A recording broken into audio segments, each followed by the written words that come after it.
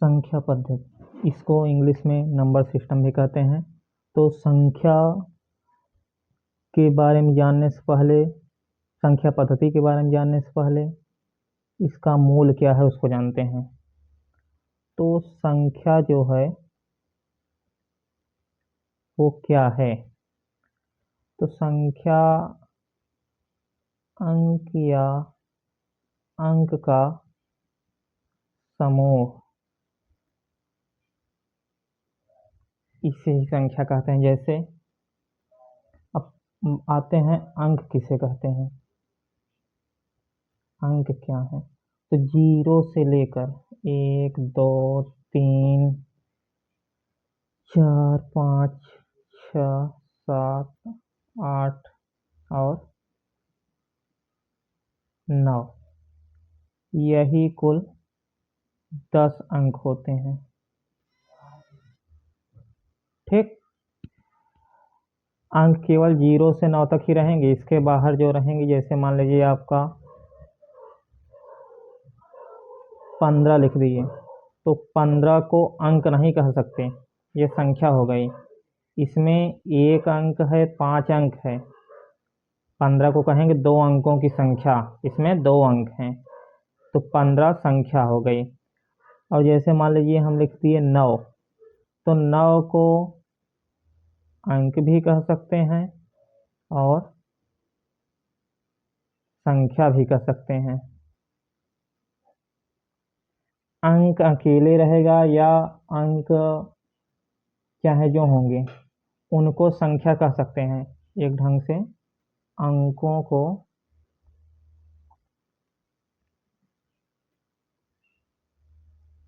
संख्या, सभी अंकों को जा सकता है।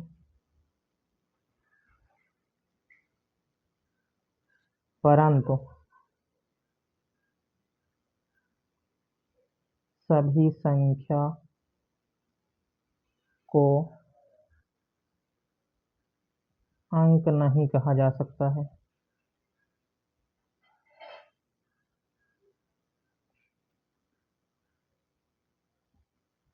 जैसे मान लीजिए अगर कोई संख्या हम लेते हैं 10, तो इसको आप अंक नहीं कह सकते, ये अंकों का समूह है, इसमें 2 अंक हो गए।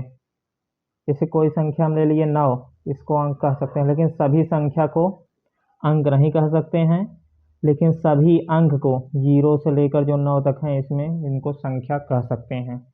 ठीक, फिर उसके बाद आते हैं संख्या के बाद आपको स्थानीय मान।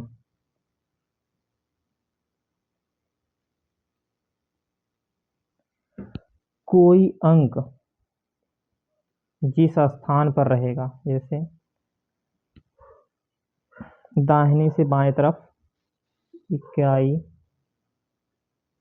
दहाई, सैकड़ा, हजार, 10,000, लाख, 10 लाख,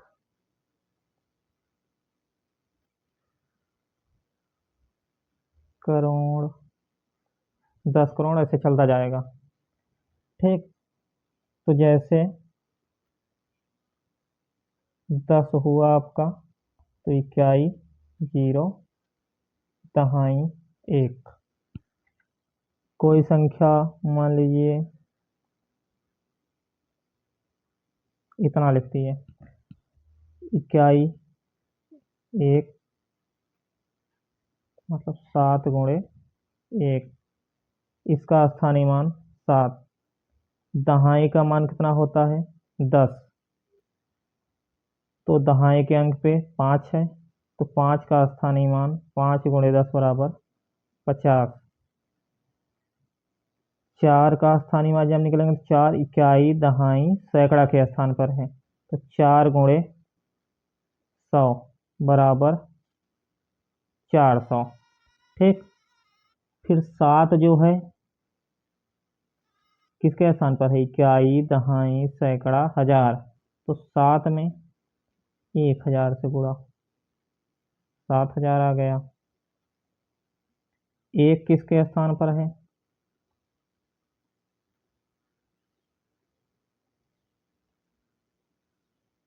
इकाई, दहाई, सैकड़ा, हजार, 10,000। तो 1 × 10,000 बराबर 10,000। तो जो स्थानीय मान है ये स्थान बदलने पर बदलता रहता है। जैसे हम ले लिए 525, तो इस 5 का स्थानीय मान 5 × 1 बराबर 5 हो गया, इकाई के स्थान पर है। और इस 5 का जब स्थानीय मान निकालेंगे तो इकाई, दहाई, सैकड़ा के स्थान पर 5 × 100 बराबर 500। तो अंक का स्थान बदलने पर उसका मान बदलेगा जब स्थानीय मान निकालेंगे।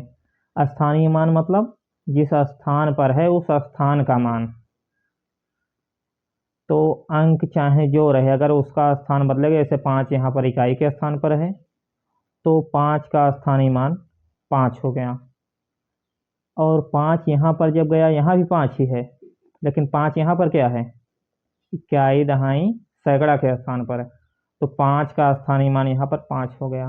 दोनों 5 ही हैं, लेकिन स्थान बदलने के कारण उनका मान बदल गया। स्थानीय मान में किसी कोई दिक्कत तो नहीं होनी चाहिए। अब फिलहाल एक आध दो और उदाहरण देख लेते हैं। जैसे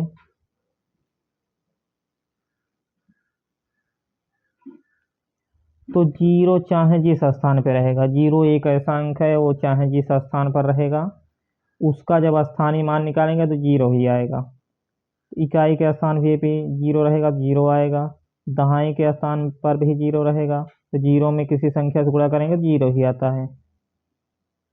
लेकिन बाकी अंक का स्थान बदलने पर मान परिवर्तित होगा। जैसे यहाँ 7 इकाई, दहाई, सैकड़ा के स्थान पर है, इसको लिख सकते हैं 7 × 100 बराबर 700।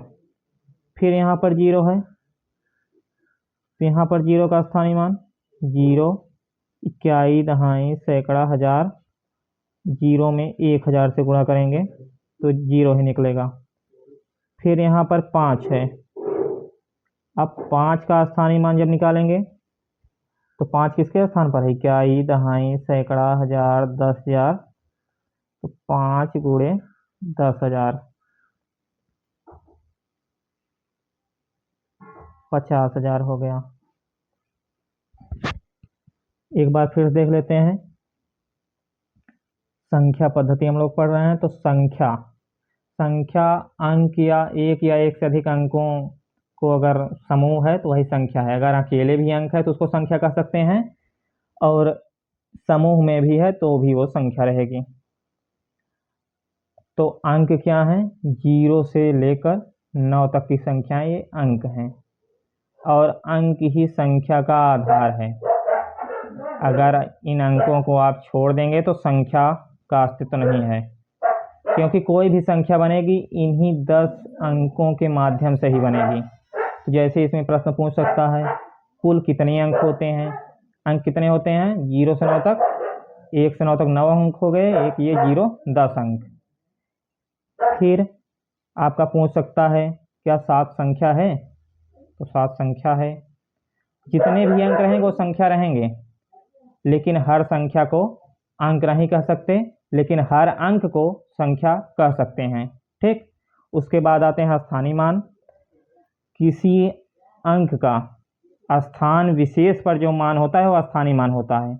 अंक जैसे 5 है तो 5 का तो मान 5 ही है, वो सदैव 5 ही रहेगा। लेकिन अगर उसका स्थान कहाँ पर है, 5 का अगर केवल हम मान निकालेंगे तो 5 को 5 ही कहा जाएगा। लेकिन जैसे 5 यहाँ पर हम 2 जगह लिए तो 5 इकाई के स्थान पर है तो इसका स्थानीय मान 5 हो गया, लेकिन 5 यही 5 है, 5 या फिर अंक 5 ही है। फिर वो सैकड़ा के स्थान पर गया तो उसका स्थानीय मान 500 हो गया। तो स्थानीय मान स्थान विशेष पर जो अंक का मान रहेगा वो अंकों का स्थानीय मान हो जाता है। जीरो का किसी भी स्थान पर स्थानीय मान निकालेंगे आप, जीरो रहेगा। बाकी अंकों का स्थान विशेष के आधार पर जो मान रहेगा वही उनका स्थानीय मान हो जाएगा। अब आइए दूसरा टॉपिक, स्थानीय मान के बाद आता है एक जातीय मान करके। जातीय मान, स्थानीय मान तो स्थान बदलने के साथ जो मान परिवर्तित होगा या स्थान विशेष पर किसी अंक का जो मान होता है वो स्थानीय मान हो जाता है। लेकिन जातीय मान, जैसे मान लीजिए कोई हम संख्या लिख लिए 5732 लिख लिए, ठीक। तो इसमें 5 का जो जातीय मान अगर निकालेंगे आप, तो 5 का जातीय मान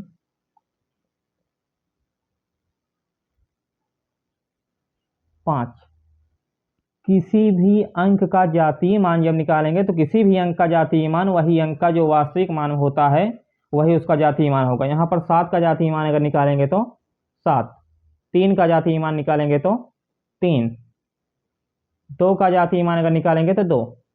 चाहे जिस स्थान पर, क्या दहाई सैकड़ा हजार 10,000 लाख जिस भी स्थान पर रहेगा, तो जातीय मान जो होता है उस पर स्थान का कोई असर नहीं होता है, वो स्थान से प्रभावित नहीं होता है।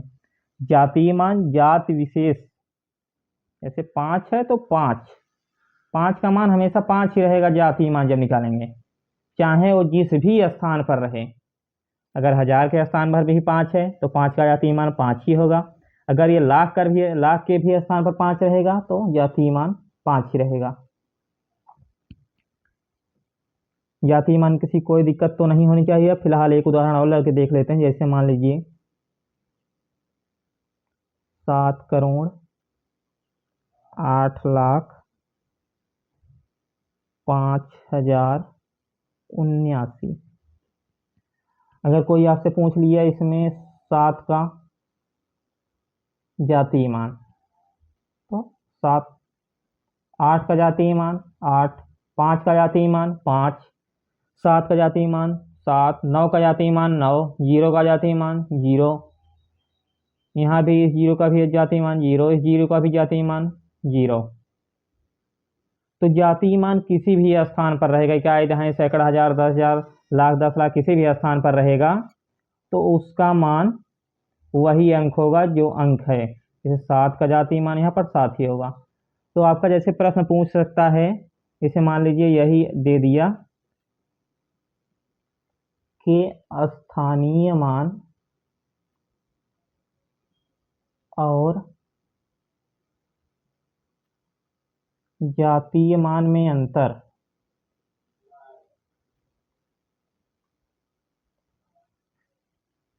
अब कई लोग तो समझ नहीं पाएंगे कि जातीय मान है क्या, जिनको नहीं पता रहेगा। तो जातीय मान मतलब उस अंक का जातीय मान वही होगा। तो इतने में इसे निकाल लिए कि कोई भी अंक ले लिए 5, 5 के स्थानीय मान और जातीय मान में अंतर ज्ञात कीजिए, ठीक। तो 5 यहाँ पर किसके स्थान पर, पहले 5 का स्थानीय मान निकाल लेते हैं। इकाई दहाई सैकड़ा हजार, तो 5 गुणे 1000, ये हो गया 5 का स्थानीय मान, 5000 निकल गया। अब 5 का जातीय मान कितना होगा, 5 ही होगा। तो इसमें से 5 घटा देंगे, आ जाएगा 4,995।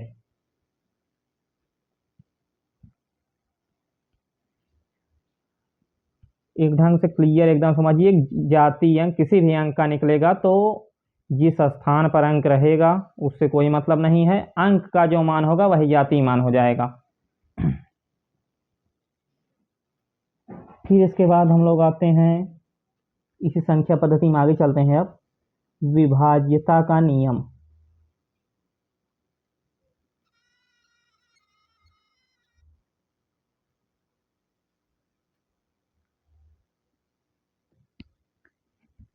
जैसे मान लीजिए कोई संख्या, पहला स्थिति हम देखते हैं 2 से।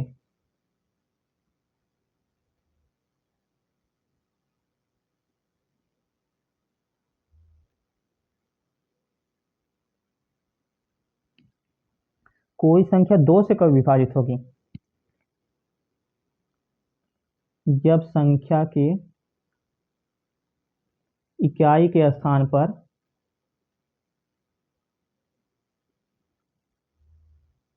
जीरो, दो, चार, छ और 8 रहेगा तो संख्या 2 से पूरी पूरी विभाजित हो जाएगी। 0, 2, 4, 6, 8। जैसे आप कोई उदाहरण ले सकते हैं, ऐसे मान लीजिए 1032 ले लिए हम, तो इकाई का स्थान कितना है? 2, तो संख्या 2 से विभाजित हो जाएगी।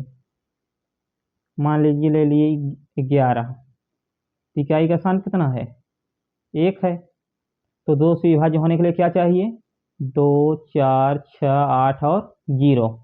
तो यहाँ पर इकाई का स्थान पर 1 है, तो ये संख्या 2 से विभाजित होगी? नहीं होगी, तो ये 2 से विभाजित नहीं है। फिर जैसे ले लिए 238, इसके इकाई का स्थान कितना है? 8, तो ये संख्या 2 से विभाजित होगी? 2, 4, 6, 8 और 0 रहने पर संख्या 2 से विभाजित होगी, तो इसका इकाई का स्थान कितना है? 8 है, तो ये संख्या 2 से विभाजित होगी। ठीक, इकाई के अंक देख लेंगे, आपका 0, 2, 4, 6, 8 इकाई के स्थान पर रहेगा तो संख्या 2 से विभाजित हो जाएगी। अब 3 से विभाज्यता का नियम देखते हैं। दूसरा, 3 से विभाज्यता का नियम।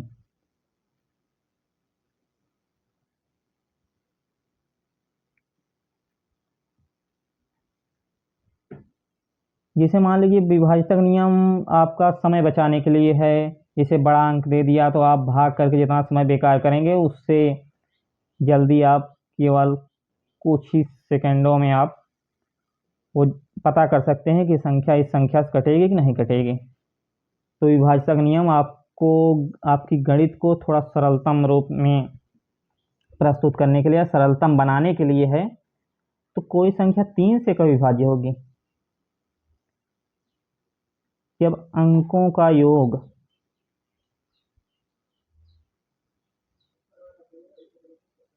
3 से विभाज्य हो जाए।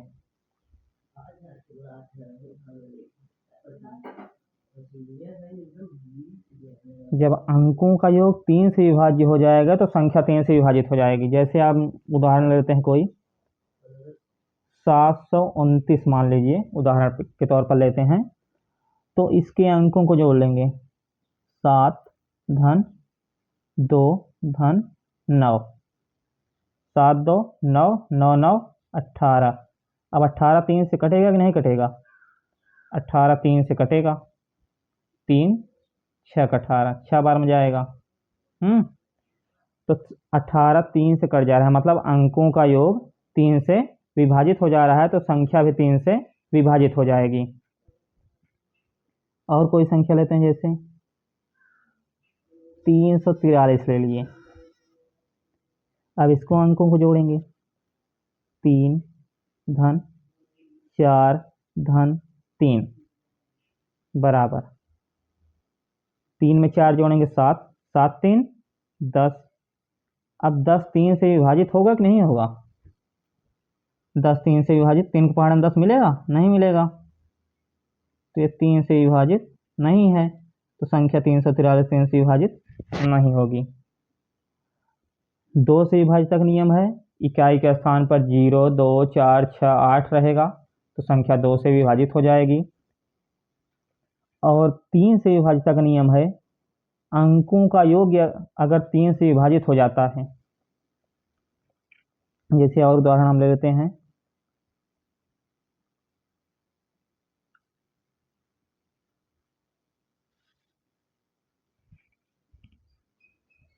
इसको जोड़ते हैं। चाहे जितने अंकों की संख्या रहेगी उससे मतलब नहीं, अंकों का योग आप कर लेंगे। 8 5 13, 13 8 21, 1 22, तो 22 अंकों का योग मिल गया 22। क्या 22 3 से विभाजित होगा? नहीं होगा, तो संख्या ये 3 से विभाजित नहीं होगी।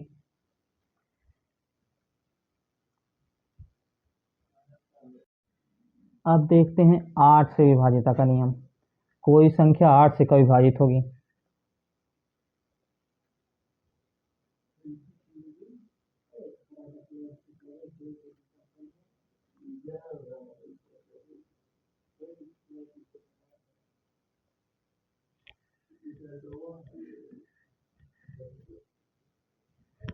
कोई संख्या 8 से कब विभाजित होगी?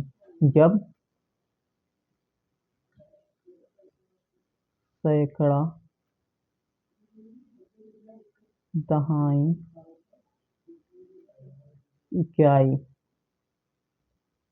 इन तीनों से मिलाकर बनी संख्या या आखिरी 3 अंक। अगर 8 से विभाजित हो रहे हैं तो संख्या 8 से विभाजित होगी। जैसे हम 1032 ले लिए तो इसका आखिरी 3 अंक क्या है? 032। इसको 0 कोई मतलब है नहीं तो 32। 32 8 से विभाजित होगा? 8 चौक 32। 8 से विभाजित हो रहा है 32 तो 1032 भी 8 से विभाजित होगा। और जैसे ले लेते हैं दूसरा उदाहरण।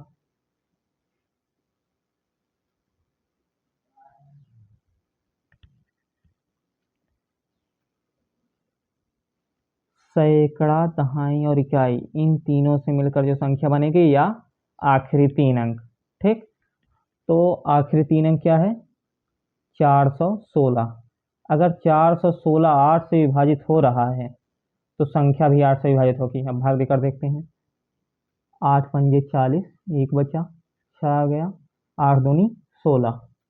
तो 816 8 से विभाजित हो जा रहा है, मतलब संख्या भी 8 से विभाजित हो जाएगी। अब देखते हैं 11 से।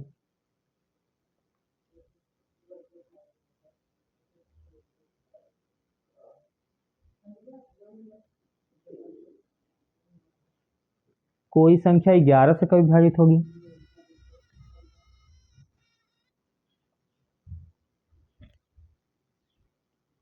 सम स्थानों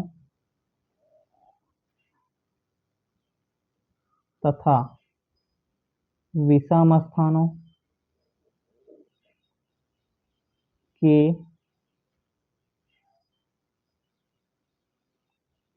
अंकों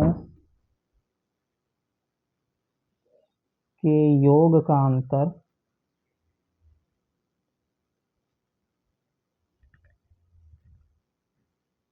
जीरो आ जाएगा या 11 से विभाज्य। तो संख्या 11 से विभाजित। जैसे किसी भी कोई भी अंक दिया है, कोई संख्या दी गई है तो संख्या में जो सम स्थान पर, जैसे दूसरे नंबर पर, चौथे नंबर, छठवें नंबर पर जो अंक मिल रहे हैं उनकी अंकों का योग, और विषम स्थान मतलब पहला, तीसरा, पांचवा, सातवां इन स्थानों पर जो अंक दिया है दोनों का योग करके सम स्थान के अंकों के योग में से विषम स्थान के अंकों का योग घटा देंगे। अगर घटाने के बाद 0 मिल रहा है या 11 से विभाजित होने वाली संख्या कोई मिल रही है तो संख्या 11 से पूरी तरह विभाजित होगी। जैसे हम उदाहरण के तौर पर लेते हैं,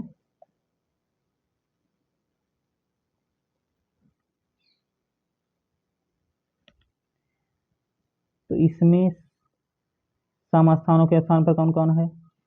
दूसरे स्थान पर, चौथे स्थान पर, छठवें स्थान पर और 8वें स्थान पर। तो सम स्थानों पर कौन कौन संख्या है? 9 4 6, 9 4 1 और 8। ये दूसरे स्थान पर, चौथे, छठवें और 8वें। माइनस, अब विषम स्थान पर क्या क्या है? 1 है, 5 है, 1 5 6 और 0।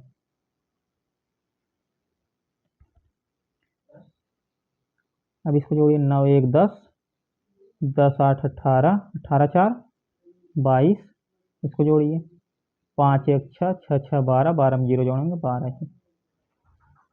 तो 22 में से 12 घटाएंगे कितना आएगा? 10। 10 11 से विभाजित होगा? नहीं होगा।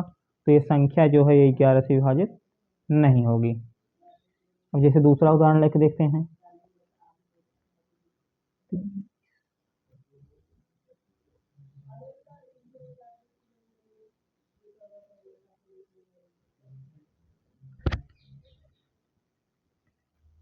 अब इसमें भी वही करेंगे, 2, 4, 6 और 8 के स्थान पर जो जो अंक है उनको जोड़ लेंगे।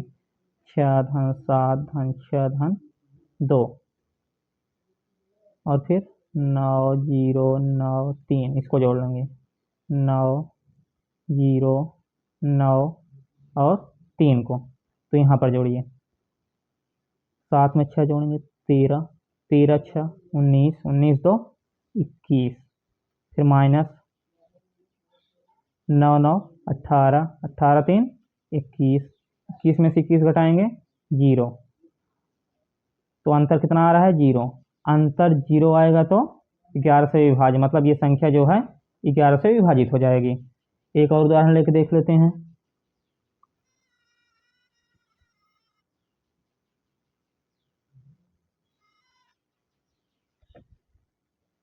दूसरा, चौथा, छठवां।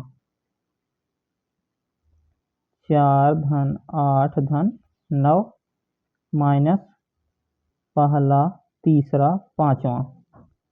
5 धन 2 धन 3, 8 4 12, 12 9 21 माइनस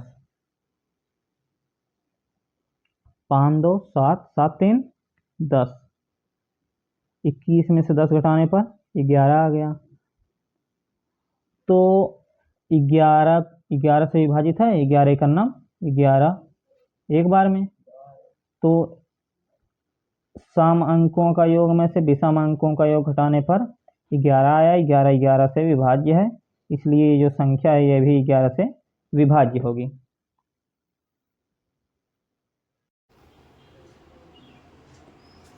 आइए अब देखते हैं 7 से विभाज्यता का नियम। 7 से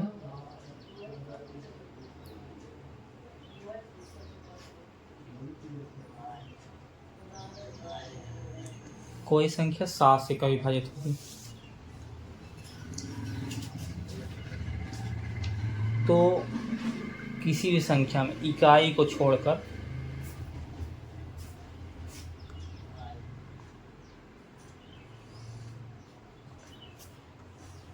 शेष बची संख्या में से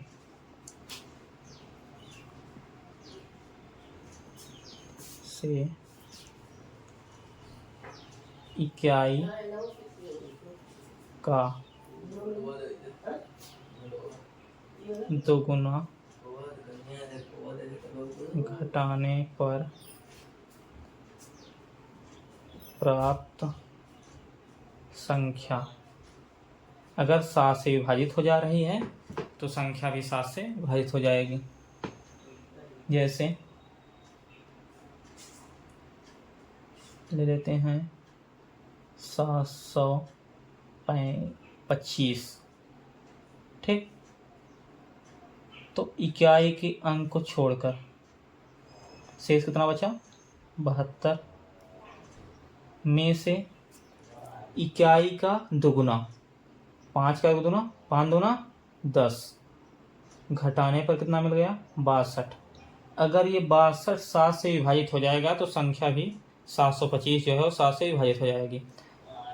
तो 7 8 56, 7 9 63, 62 नहीं मिल रहा है तो ये संख्या भी 7 से विभाजित नहीं होगी। और जैसे दूसरा उदाहरण लेते हैं।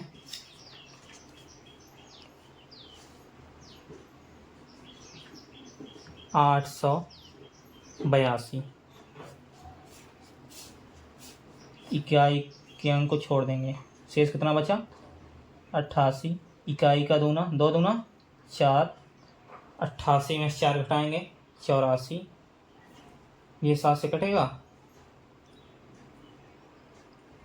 7 एक नम 7, 7 दूनी 14, 12 7 84, 12 बार में कट जाएगा। तो 84 7 से विभाजित हो रहा है, इसलिए 882 भी जो है वो 7 से विभाजित हो जाएगी।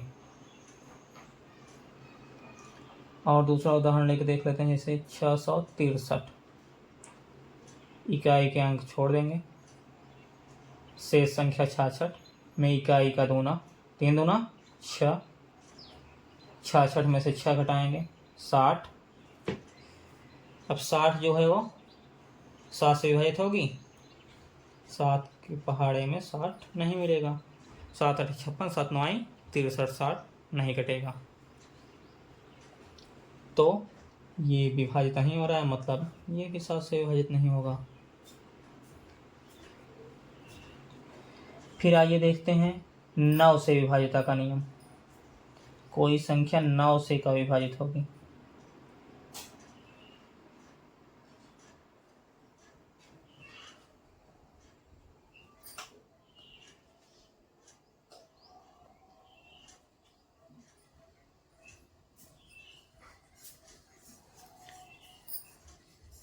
जब अंकों का योग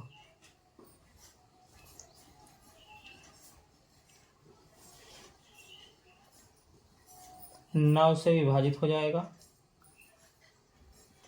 तो संख्या भी 9 से विभाजित हो जाएगी। जैसे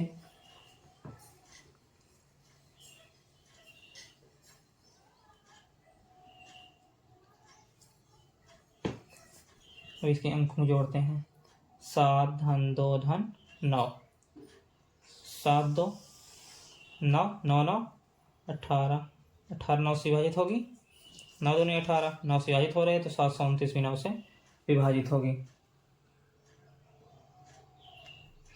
अब लेते हैं 75, 30। अब इसको जोड़ते हैं, 7 5 12, 12 4 16, 16 6 20, 16 6 22, 22 2 24, 24 3 27। अंकों का योग 27। 27 में से 9 से अगर भाग करेंगे 27 में तो 9 3 27, 3 बार जा रहा है तो 27 विभाजित है, मतलब ये संख्या भी 9 से विभाजित होगी। फिर और एक उदाहरण ले लेते हैं। अब इसके अंक को जोड़ते हैं, 7 3 10, 10 5 15, 15 6 21, 21 9 30, 30 3 33। अंकों का योग 33 हो गया। 33 9 से विभाजित हो गया, 9 3 27, 9 4 36, 33 नहीं मिल रहा है, 33 नहीं विभाजित हो रहा है तो इसका मतलब ये संख्या भी 9 से विभाजित नहीं होगी।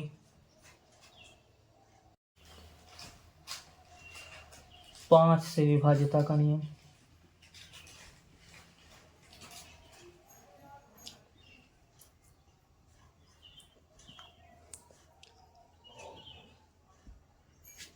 किसी संख्या की इकाई के स्थान पर 0 या 5 रहेगा, तो 5 से विभाजित हो जाएगा। जैसे ले लिए, इकाई का स्थान कितना है 0, तो 0 या 5 रहेगा तो 5 से विभाजित। इकाई का अंक पर 0 है इकाई का अंक तो 5 से विभाजित हो जाएगी।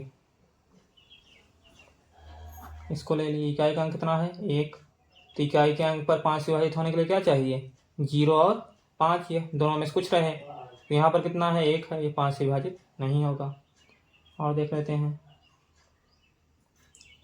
इकाई का अंक 5 तो ये 5 से विभाजित होगा। इकाई के अंक पर स्थान पर 0 और 5 रहेगा, दोनों में से कुछ भी रहे, चाहे 0 रहे चाहे 5, तो 5 से विभाजित हो जाएगी संख्या।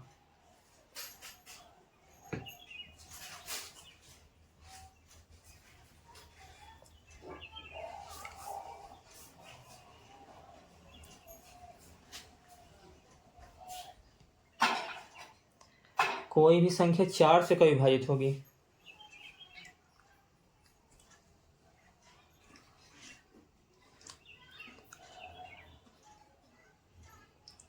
दहाई और इकाई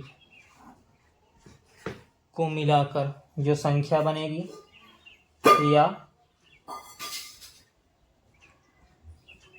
आखिरी 2 अंक से जो संख्या मिलेगी वो अगर 4 से विभाजित हो जा रहे हैं तो संख्या 4 से विभाजित हो जैसे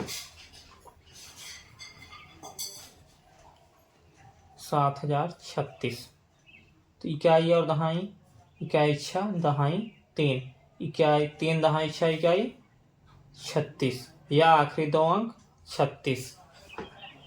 तो 36 4 से विभाजित होगा, 4 9 36। तो 36 4 से विभाजित हो रहा है, इसलिए 7036 जो है वो 4 से विभाजित होगा। दूसरा उदाहरण लेकर देखते हैं।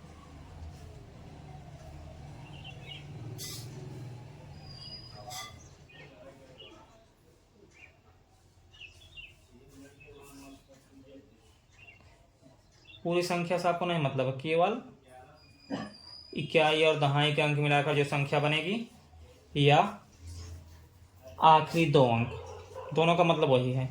इकाई और दहाई मिलाकर भी यही बनेगा और आखिरी दो अंक भी यही रहेगा। तो इससे जो संख्या बनेगी कितनी है, 32। अब 32 4 से विभाजित होगी कि नहीं होगी, 32 4 से विभाजित हो जाएगी। तो इसलिए ये जो पूरी संख्या होगी वो 4 से विभाजित हो जाएगी। 4 8 32। तो 32 4 से विभाजित हो जा रहा है, इसलिए पूरी संख्या 4 से विभाजित हो जाएगी।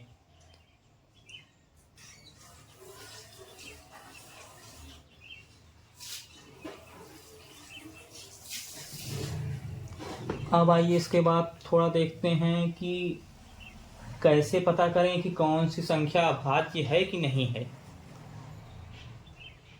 जिसे आपको दे दिया,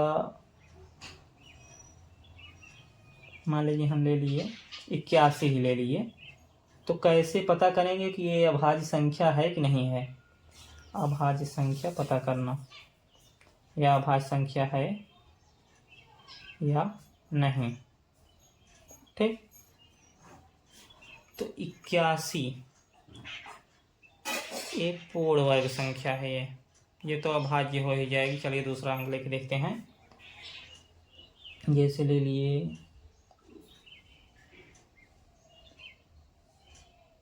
88 ले लिए। अब ये 88 अभाज्य संख्या है या नहीं, ये कैसे ज्ञात करेंगे।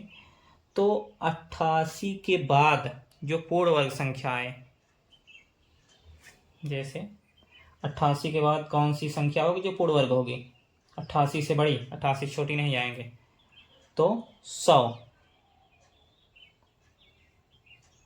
ठीक, तो 100 किसका वर्ग है, 10 का वर्ग।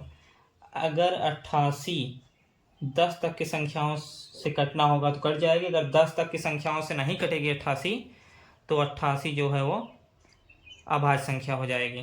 तो 88 2 से ही कट जा रहा है। और दूसरा हम लेके देखें, जैसे 173 ले लिए। ठीक,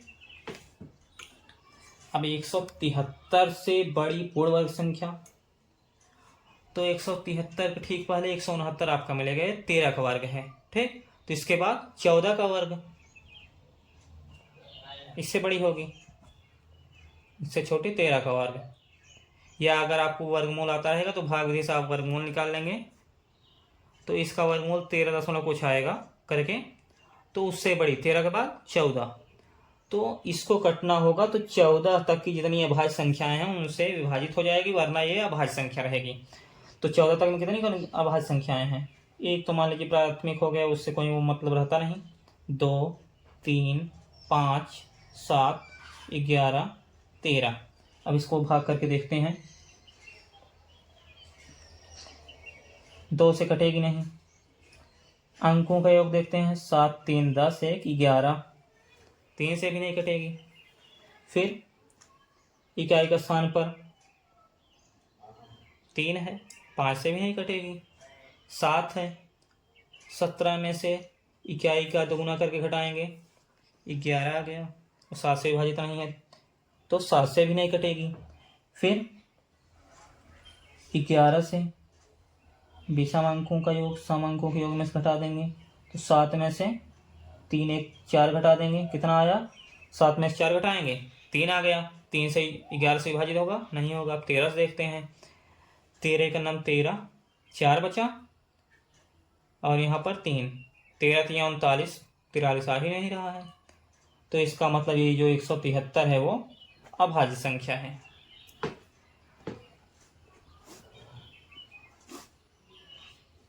और एक दूसरा उदाहरण लेके देख लेते हैं।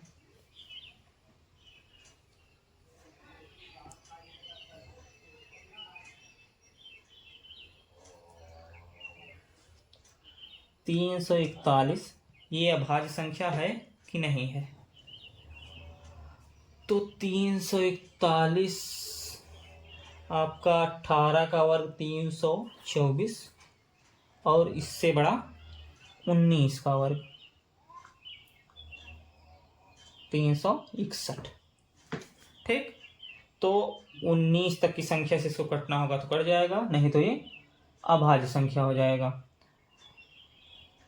तो इसको देखते हैं, 1 2 3 5 7 11 13 17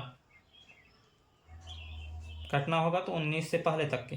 ठीक, 19 इसमें नहीं लेंगे तो 2 से कटेगा नहीं, 3 से देखते हैं, 4 3 7 7 1 8, 3 से भी नहीं कटेगा, 11 के स्थान पे 1 है, 5 से भी नहीं कटेगा। फिर 7 से देखते हैं,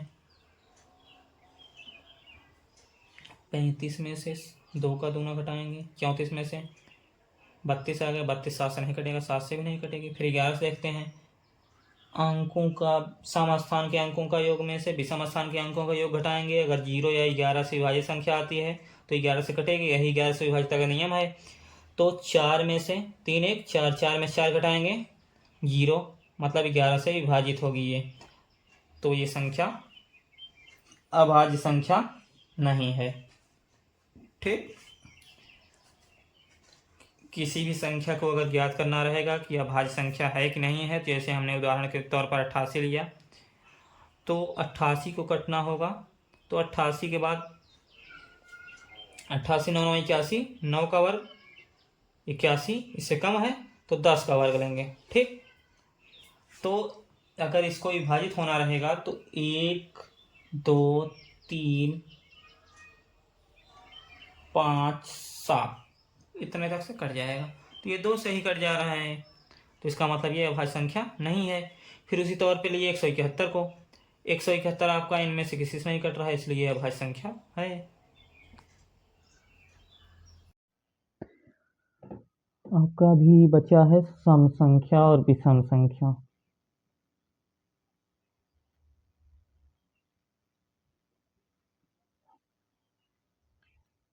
जो संख्या 2 से पूरी तरह विभाजित हो जाएगी वो सम संख्या होगी, और जो संख्या 2 से पूरी तरह विभाजित नहीं होगी वो विषम संख्या हो जाएगी। जैसे हम लेते हैं,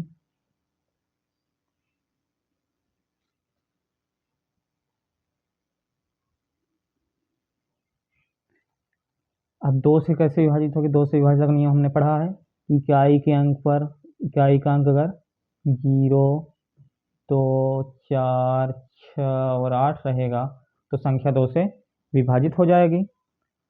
तो यहाँ पर इकाई का अंक कितना है 7, इसका मतलब ये संख्या 2 से विभाजित नहीं होगी, तो क्या हो जाएगी विषम संख्या।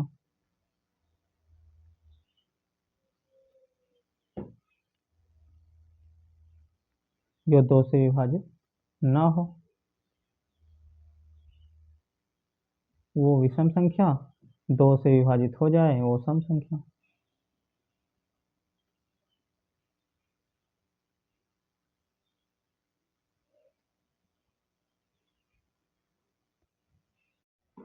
इसको साफ तौर पर एक बात समझ लीजिए कि जो 2 से विभाज्य होगी, मतलब जिसका इकाई का अंक 0 2 4 6 8 रहेगा वही सम संख्या होगी। इसके अलावा इकाई के अंक पर 1 3 5 7 और 9 रहेगा तो विषम संख्या, सम संख्या इकाई के अंक पर रहने पर। इकाई का अंक जब 0 2 4 6 8 रहेगा तो सम संख्या होगी, जब इकाई का अंक 1 3 5 7 और 9 होगा तो विषम संख्या।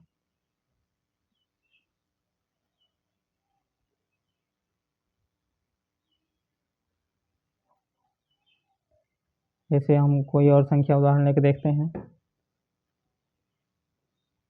तो मान लीजिए 1000 ही ले लीजिए, तो इकाई के स्थान पर 0। इकाई के अलावा कोई भी अंक हो उससे हमसे मतलब नहीं, केवल इकाई की हम तुलना करेंगे बस। इकाई का स्थान पर 0 तो सम संख्या।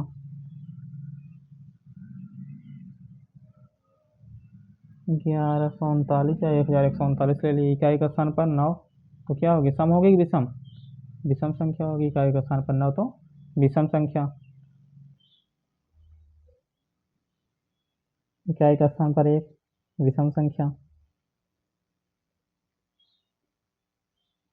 इकाई का स्थान पर 4 सम होगी कि विषम? विषम नहीं, सम होगी ना। इकाई का स्थान कितना चाहिए? 2 4 6 8 0 तो सम होगी। और इकाई के स्थान पर 1 3 5 7 और 9 होगा तो विषम संख्या होगी।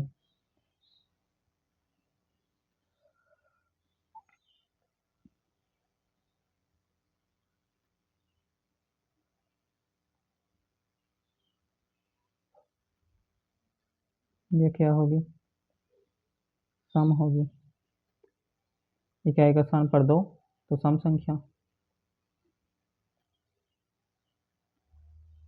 इकाई का स्थान पर 8 सम संख्या।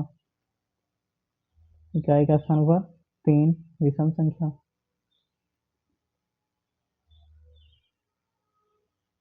इकाई का स्थान पर 9 विषम संख्या।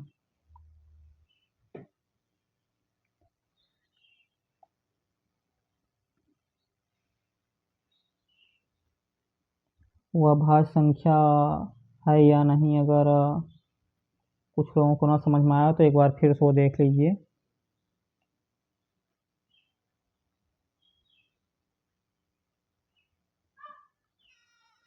ये कैसे पता करेंगे कि अभाज्य संख्या है या नहीं। जैसे हम ले ली 437, ये अभाज्य संख्या है या नहीं, इसको कैसे पता करेंगे? तो 437 का भाग विधि से अगर आपको वर्गमूल निकालना आता होगा तो भाग विधि से वर्गमूल निकालेंगे तो 20 दशमलव कुछ जाएगा। तो इसके बाद 20 दशमलव कुछ मतलब 20 के बाद क्या आता है 21। तो 21 का वर्ग, इससे बड़ी पूर्ण वर्ग संख्या मतलब 21 का वर्ग। तो अगर 437 को विभाजित होना होगा तो 21 तक की अभाज्य संख्याओं से हो जाएगा, वरना नहीं होगा। जैसे अब देखते हैं 1 2 3 7 11 13 और 19। अब देखते हैं, 1 तो सब में रहेगा, 2 से देखते हैं। इकाई के स्थान पर 7 है, 2 से विभाजित होगा नहीं। अब 3 से देखते हैं, अंकों का योग 3 से विभाजित हो रहा है। 4 3 7 7 7 14, 14 3 से विभाजित होगा नहीं होगा। फिर देखते हैं 5 से इकाई का स्थान पर 0 और 5 है नहीं है, तो 5 से विभाजित नहीं होगा। 7 इकाई को छोड़कर शेष अंक में से इकाई का दूना घटाएंगे, तो मतलब 7 को छोड़कर 43 में से 7 का दूना 14 घटाएंगे, 43 में से 14 घटाएंगे 29। 29 7 से विभाजित होगा नहीं होगा। फिर 11 से विभाजित, 7 4 11, 11 3 में से 11 घटाएंगे तो आपका कितना आएगा -8। 11 से विभाजित है नहीं है। फिर 13 से देखेंगे, 13 तियाँ 39 बचा 4 47, 13 तियाँ 39, 13 चौका 52, 47 नहीं आ रहा, 13 से विभाजित नहीं है। फिर तो देखेंगे 19 से, 19 दूना 38, 5 बचा 19 त्रिक 57 मतलब 19 से विभाजित है, तो मतलब अभाज्य संख्या नहीं है।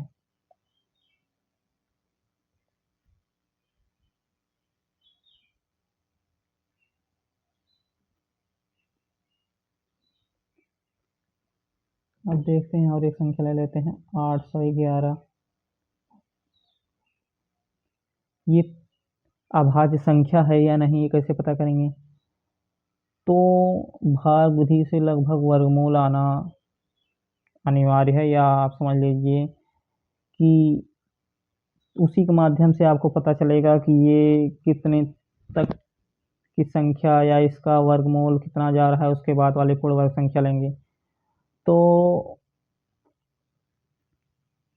28 का जो वर्गमूल होगा इससे कम होगा, तो इससे ज़्यादा जाएंगे 29 का वर्गमूल, 29 का वर्गमूल नहीं वर्ग, ठीक। तो 8 से 11 को काटना होगा तो 29 तक की संख्या से कट जाएगा। तो देखते हैं 2 3 5 7 11 13 17 19 और 23।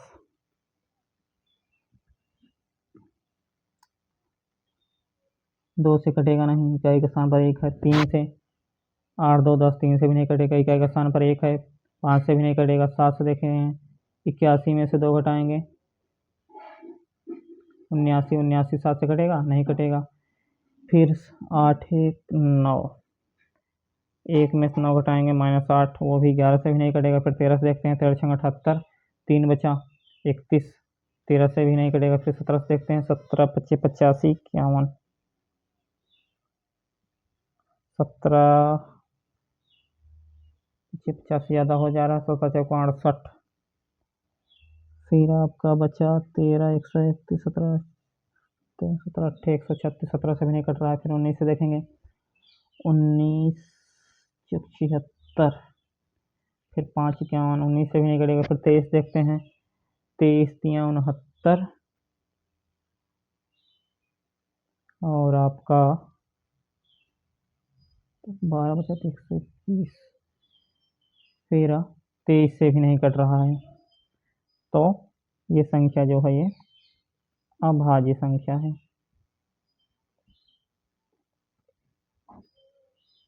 आठ सौ 11 अभाज्य। ज्ञात करने के लिए सबसे पहले एक बार फिर देख लीजिए, अभाज्य संख्या है या नहीं ये देखने के लिए ये पहले पता करेंगे कि इसके बाद की पूर्ण वर्ग संख्या क्या है, या इसके बाद किस संख्या का वर्ग होगा जो इससे बड़ा हो जाए। 20 का वर्ग ये 400 कम है, 21 का वर्ग 441 इससे बड़ा हो गया, तो 21 घाते 2 21 का वर्ग। अगर 437 को कटना होगा या विभाजित होना होगा तो 21 से छोटी जितनी अभाज्य संख्याएं हैं, 21 से छोटी जितनी अभाज्य संख्याएं होंगी उनसे विभाजित हो जाएगा। अगर नहीं विभाजित हो रहा है तो ये अभाज्य संख्या है। तो 2 3 5 7 11 13 19, 21 से छोटी अभाज्य संख्याएं हैं, तो 2 3 5 7 13 11 और 13 से तो विभाजित ये नहीं हुआ, लेकिन 19 से हो गया, इसलिए यह अभाज्य संख्या नहीं है। उसी तरह इसमें भी देखेंगे, इससे बड़ी पूर्ण वर्ग संख्या 29 का वर्ग मिलेगा आपका, तो 29 तक की संख्या से अगर इसको कटना होगा तो कट जाएगा, वरना ये नहीं कटेगा, अभाज्य संख्या रहेगी। तो ये 2 से भी नहीं कटा, 3 से भी, 5 से भी, 7 से भी, 11 से भी, 13 से भी, 17 से भी, 19 से भी और 23 से भी, किसी से भी नहीं कटा, तो इसका मतलब ये अभाज्य संख्या है।